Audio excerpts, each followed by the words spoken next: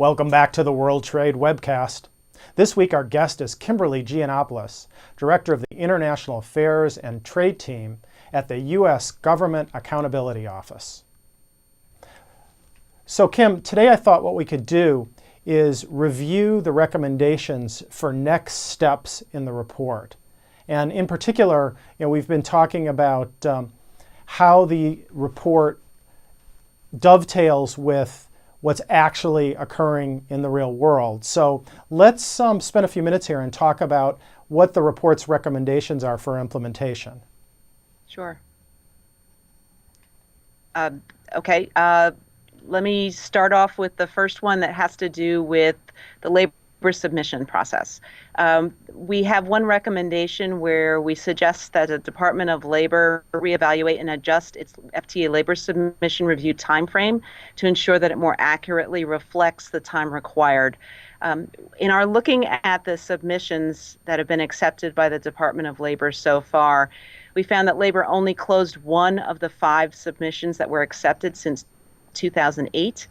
And there's a 6-month time frame for completing the reviews at the Department of Labor.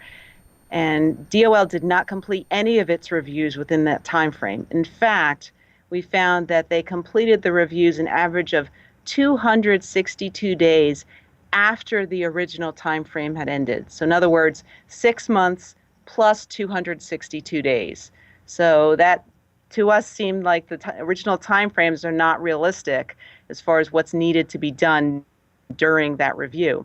So why should they change it? Well, having realistic timeframes of this process will allow stakeholders to more efficiently address issues identified in the complaints and avoid unexpected delays of the process that prolong uncertainty regarding the outcomes of that review.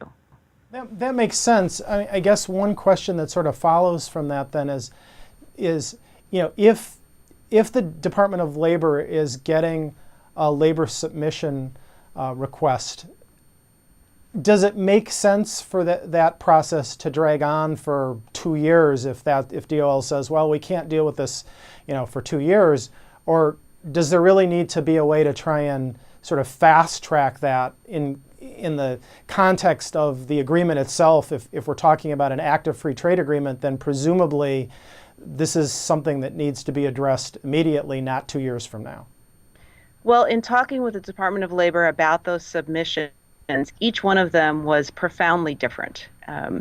They were only able to finish their review of one and complete their negotiations and discussions with the country because of the aspects of that there was a meeting of the minds with the country and they were able to close that.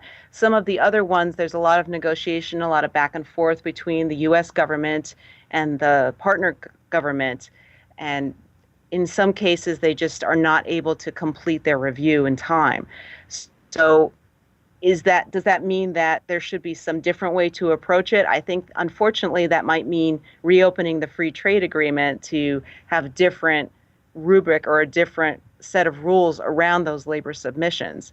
But let me use that to transition into one of our other recommendations, and that has to do with the awareness in the partner countries of the labor submission process at all. I mean, the submission process, the purpose is to make sure that potential users understand how it works and know that it's available in case there are concerns by individuals or organizations in the partner countries about labor situations in those countries.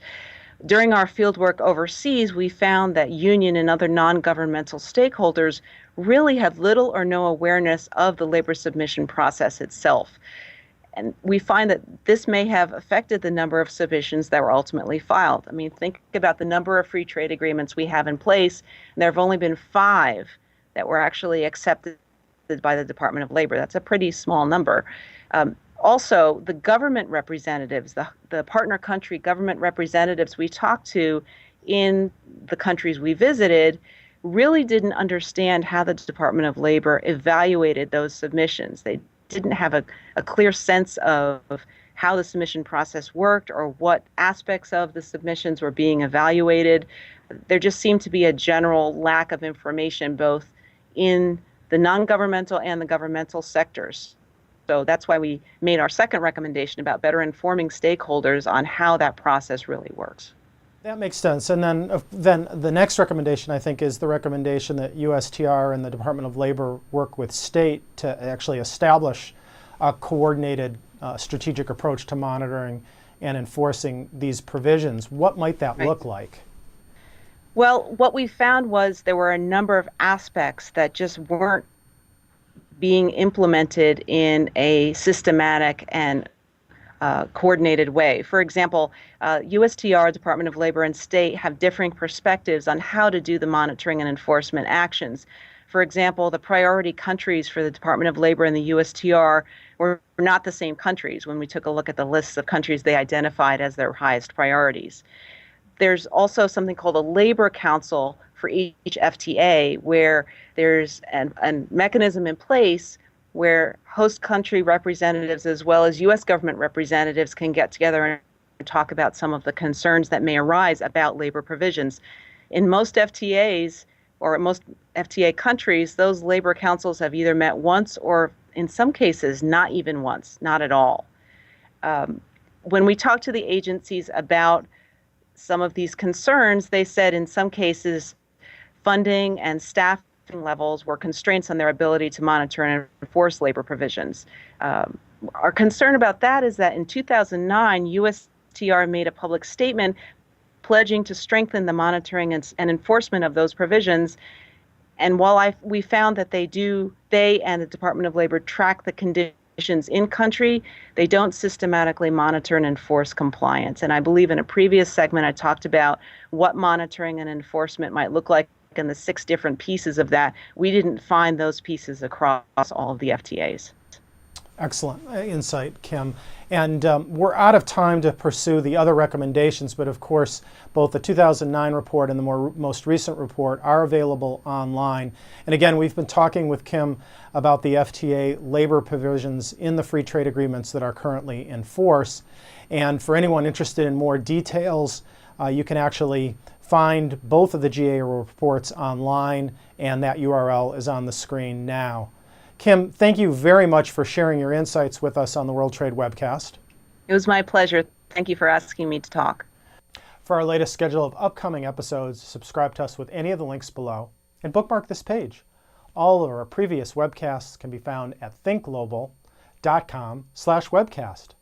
In the meantime, we wish you a safe and happy Thanksgiving holiday. Thanks for watching.